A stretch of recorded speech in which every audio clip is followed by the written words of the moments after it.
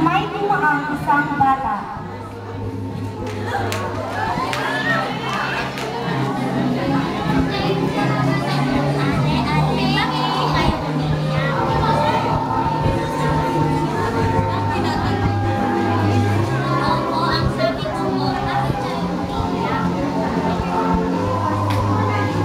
Alam mo, bata, kaya ako umiiyak dahil sa mga anak ko. Sino po ang mga anak ko?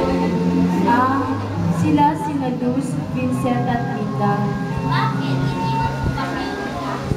Hindi naman, kaya lang hindi sila magkasundo. Lagi silang nagbabangayan, nag-aagawan. At ang kinakatakutan ko pa ay kung sila'y magkahiwa-hiwalay. Ano pong gagawin niyo, Allen, para mapigil sila? Manalangin na sana'y may isang taong mag-aakoy sa kanila tungo sa kabutihan. Kaya... Inang! Inang! Inang! Inang! Ang anak ko, bakit ba? Ang gulo-gulo ninyo! Inang, bakit ako lagi may tumatamang sakit sa akin? Ako rin, Inang. Kaliwat ka ng sakit na nararamdaman ko. Kaya nga gusto ko nang humiwalay sa inyo eh. Kasi ang dami-dami ng sakit. Hoy, hoy! Bakit ka ba ganyan? Pinapabayaan ka ba namin?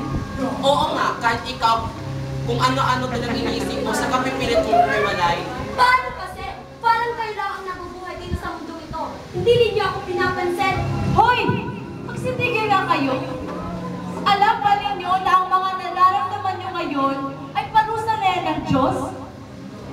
Paano kasi? Wala na kayong inisip kundi ang sarili ninyong kapakanan. Nagiging galit na kayo. Kaya pati ang Diyos, kinalimutan niya na.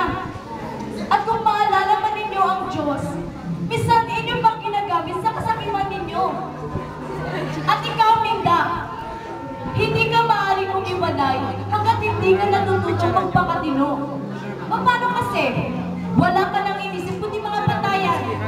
At kayong dalawa, maghanap kayo ng taong mag-aakay at pamumuno sa inyong tatlo sa landas ng kabutihan.